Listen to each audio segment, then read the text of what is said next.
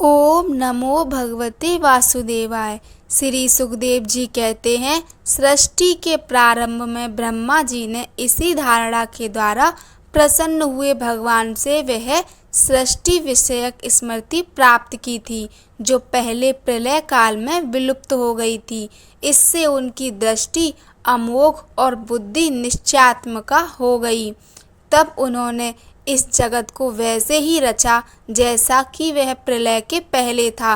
वेदों की वर्णन शैली ही इस प्रकार की है कि लोगों की बुद्धि स्वर्ग और निरर्थक नामों के फेर में फंस जाती है। जीव वहाँ सुख की वासना से स्वप्न सा देखता हुआ भटकने लगता है, किंतु उन मायामय लोकों में कहीं भी उसे सच्चे सुख की प्राप्ति नहीं होती।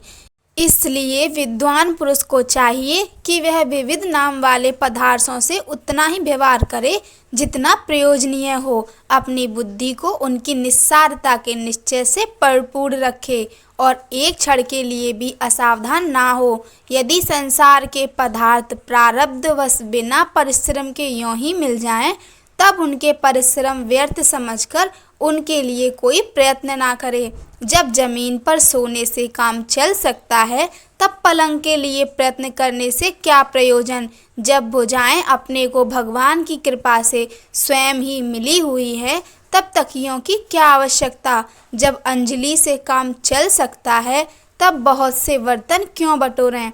वृक्ष की छाल पहनकर या वस्त्रहीन रहकर भी यदि जीवन धारण किया जा सकता है, तो वस्त्रों की क्या आवश्यकता। पहनने को क्या रास्तों में चिथड़े नहीं हैं। भूख लगने पर शरीर धारण करने वाले वृक्ष क्या भिक्षा नहीं देते। जल चाहने वालों के लिए नदियाँ क्या बिल्कुल सूख गई हैं। रहने के लिए क्या पहाड़ों की गुफाएं बंद कर दी गई हैं। अरे भाई, सब ना सही, क्या भगवान भी अपने शरणागतों की रक्षा नहीं करते। ऐसी स्थिति में बुद्धिमान लोग भी धन के नशे में चूर घमंडी धनियों की चापलूसी क्यों करते हैं। इस प्रकार विरक्त हो जाने पर अपने हृदय में नित्य विराजमान स्वतः सिद्ध आत्मस्वरूप परम प्रियतम परम सत्य जो अनंत भगवान है, बड़े प्रेम और आनंद से दृढ़ निश्चय करके उन्हीं का भजन करें, क्योंकि उनके भजन से जन्म मृत्यु के चक्कर में डालने वाले अज्ञान का नाश हो जाता है। पशुओं की तो बात अलग है, परंतु मनुष्यों में भला ऐसा कौन है जो लोगों की इस संसार रूप वैतरणी नदी में गिरकर अपने कर्मजन्य दुखों को भोगते हुए देखकर भी भगवान का मंगलमय चिंतन नहीं करेगा। इन असत विषय भोगों में ही अपने चित्त को भटकने देगा। कोई कोई साधक अपने शरीर के भीतर हृदय आकाश में विराजमान भगवान के प्रादेश मात्र स्वरूप की धारणा करते हैं। वे ऐसा ध्यान करते हैं कि भगवान की चार भुजाओं में शंख, चक्र, गदा और पद्म है। उनके मुख पर प्रसन्नता झलक रही है। कमल के समान विशाल और कोमल नेत्र हैं। कदम्ब के पुष्प की केसर के समान पीला वस्त्र धारण किए हुए हैं। भुजाओं में श्रेष्ठ रत्नों से जड़े हुए सोने के बाजूबंद शोभायमान हैं। सिर पर बड़ा ही सुंदर मुकुट और कानों में कुंडल हैं, जिनमें जड़े हुए बहुमूल्य रत्न जगमगा रहे हैं।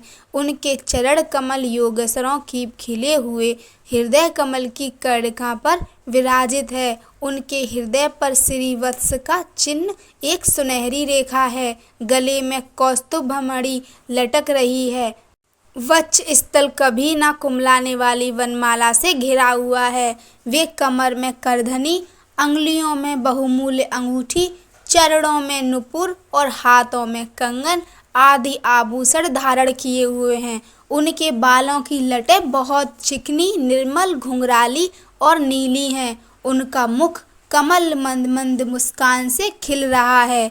लीलापूर्ण उन्मुक्त हास्य और चितवन से शोभायमान बाहों की द्वारा वे भक्त जनों पर अनंत अनुग्रह की वर्षा कर रहे हैं।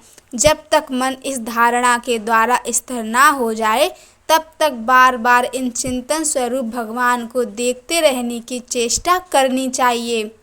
भगवान के चरण कमलों से लेकर उनके मुस्कान युक्त मुख कमल पर्यंत समस्त अंगों की एक एक करके बुद्धि के द्वारा धारणा करनी चाहिए। जैसे जैसे बुद्धि शुद्ध होती जाएगी वैसे वैसे चित्त स्थिर होता जाएगा। जब तक एक अंग का ध्यान ठीक ठीक न होने लगे तब उसे छोड़कर दूसरे अंग का ध्यान करना चाहिए। ये विश्वेश्वर भगवान दृश्य नहीं दृष्टा हैं। सगुण निर्गुण सब कुछ इन्हीं का स्वरूप है। जब तक इनमें अनन्य प्रेममय भक्ति योग ना हो जाए तब तक साधक को नित्य नैमित्तिक कर्मों के द्वारा एकाग्रता से भगवान के उपयुक्त स्थूल रूप का ही चिंतन करना चाहिए।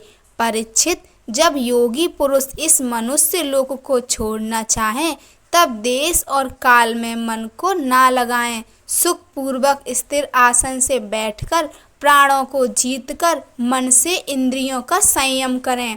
तदअनंतर अपनी निर्मल बुद्धि से मन को नियमित करके मन के साथ बुद्धि को क्षेत्रज्ञ में और क्षेत्रज्ञ को अंतरात्मा में लीन कर दें। फिर अंतरात्मा को परमात्मा में लीन करके धीर पुरुष उस परम शांति में अवस्था में स्थित हो जाएं। फिर उसके लिए कोई कर्तव्य शेष नहीं रहता। इस अवस्था में सत्वगुण भी नहीं है। फिर रजोगुण और तमोगुण की तो बात ही क्या है। अहंकार, महत्त्व और प्रकृति का भी वहाँ अस्तित्व नहीं है। उस स्थिति में जब देवताओं के नियामक काल की भी दाल नहीं गलती तब देवता और उनके अधीन रहने वाले प्राणी तो रह ही कैसे सकते हैं। योगी लोग यह नहीं इस प्रकार परमात्मा से भिन्न पदार्थों का त्याग करना चाहते हैं। वे और शरीर तथा उसके संबंधी पदार्थों में आत्मबुद्धि का त्याग करके हृदय के द्वारा पद पद पर भगवान के जिस परम पूज्य स्वरूप का आलिंगन करते हुए अनन्य प्रेम से परिपूर्ण रहते हैं वही भगवान विष्णु का परम पद है। इस विषय में समस्त शास्त्रों की सम्मति है। ज्ञान दृष्टि के बल से जिसके चित्त की वासना नष्ट हो गई है उस ब्रह्मनिष्ठ योगी को इस प्रकार अपने शरीर का त्याग करना चाहिए। पहले एड़ी से अपनी गुदा को दबाकर स्थिर हो जाए और तब बिना घबराहट के प्राणवायु को षट चक्र भेदन की रीति से ऊपर ले जाए।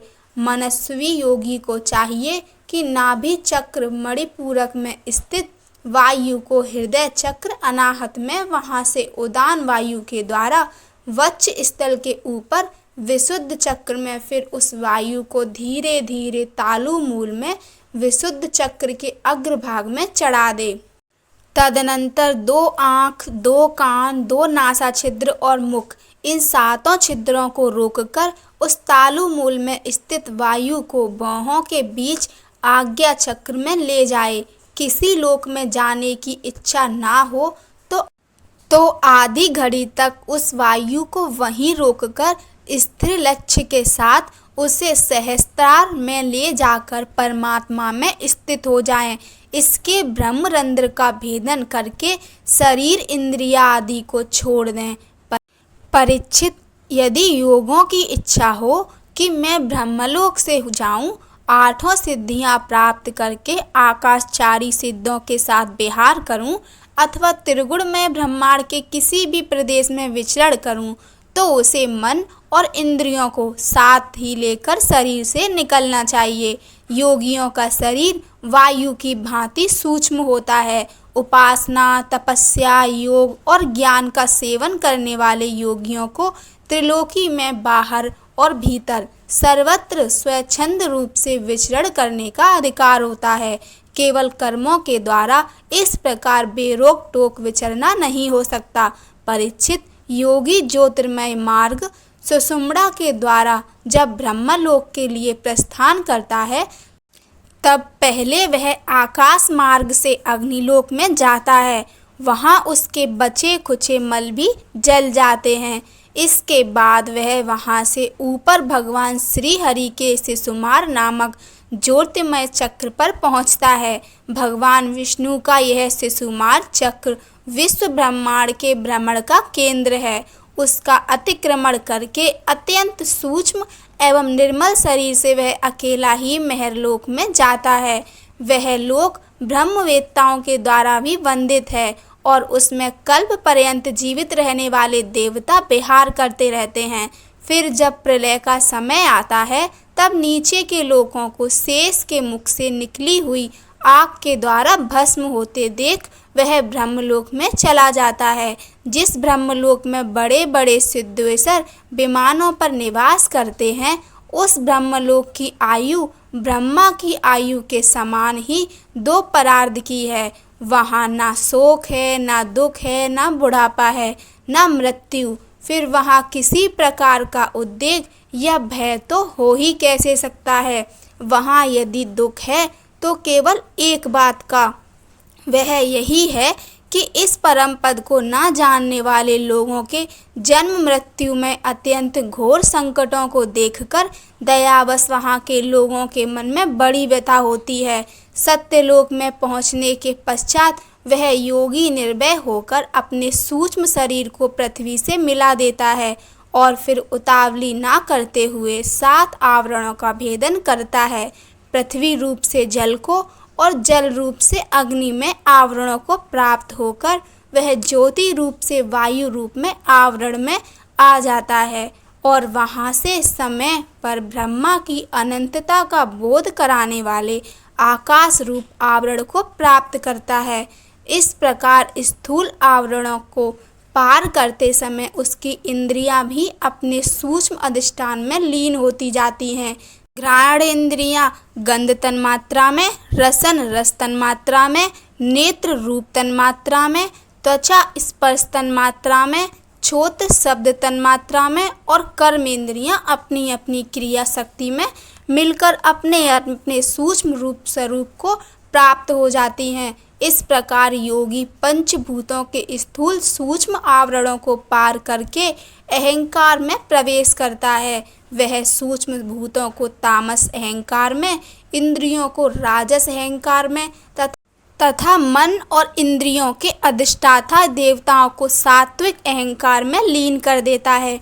इसके बाद अहंकार के सहित लय रूप गति के द्वारा महत्त्व में प्रवेश करके अंत में समस्त गुणों के लय स्थान प्रकृति रूप आवरण में जा मिलता है। परीक्षित, महाप्रलय के समय प्रकृति रूप आवरण का भी लय हो जाने पर वह योगी स्वयं आनंद स्वरूप होकर अपने उस निरावरण रूप से आनंद स्वरूप शांत परमात्मा को प्राप्त हो जाता है, जिससे इस भगवानमयी गति की प्राप्ति हो जाती है। उसे फिर इस संसार में नहीं आना पड़ता। परीक्षित, तुमने जो पूछा था उसके उत्तर में मैंने वेदोक्त द्विविध सनातन मार्ग सद्गो मुक्ति और कर्म मुक्ति का तुमसे वर्णन किया। पहले ब्रह्मा जी ने भगवान वासुदेव की आराधना करके उनसे जब प्रश्न किया था तब उन्होंने उत्तर में इन्हीं दोनों मार्गों की बात ब्रह्मा जी से कही थी। संसार चक्र में पड़े हुए मनुष्य के लिए जिस साधन के द्वारा उसे भगवान श्री कृष्ण की अनन्य प्रेममयी भक्ति प्राप्त हो जाए, उसके अतिरिक्त और कोई भी कल्याणकारी मार्ग नहीं है। भगवान ब्रह्मा ने एकाग्र चित्त से सारे वेदों का 3 बार अनुशीलन करके अपनी बुद्धि से यही निश्चय किया कि जिससे सर्वात्मा भगवान श्री कृष्ण के प्रति अनन्य प्रेम प्राप्त हो वही सर्वश्रेष्ठ धर्म है। समस्त चर अचर प्राणियों में उनके आत्मा रूप से भगवान श्री कृष्ण ही लक्षित होते हैं, क्योंकि ये बुद्धि आदि दृश्य पदार्थ उनका अनुमान कराने वाले लक्षण हैं। वे इन सब के साक्षी एकमात्र दृष्टा हैं। परीक्षित, इसलिए मनुष्यों को चाहिए कि सब समय और सभी स्थितियों में अपनी संपूर्ण शक्ति से भगवान श्री हरि का ही श्रवण, कीर्तन और स्मरण करें। राजन, संत पुरुष आत्मस्वरूप भगवान की कथा का मधुर अमृत बांटते ही रहते हैं। जो अपने कान के दोनों में भर भर कर उनका पान करते हैं, उनके हृदयों से विषयों का विषैला प्रभाव जाता रहता है। वह शुद्ध हो जाता है और वे भगवान श्री कृष्ण के चरण कमलों की सन्निधि प्राप्त कर लेते हैं। कथा अच्छी लगी हो तो लाइक कीजिए, चैनल को सब्सक्राइब कीजिए। धन्यवाद।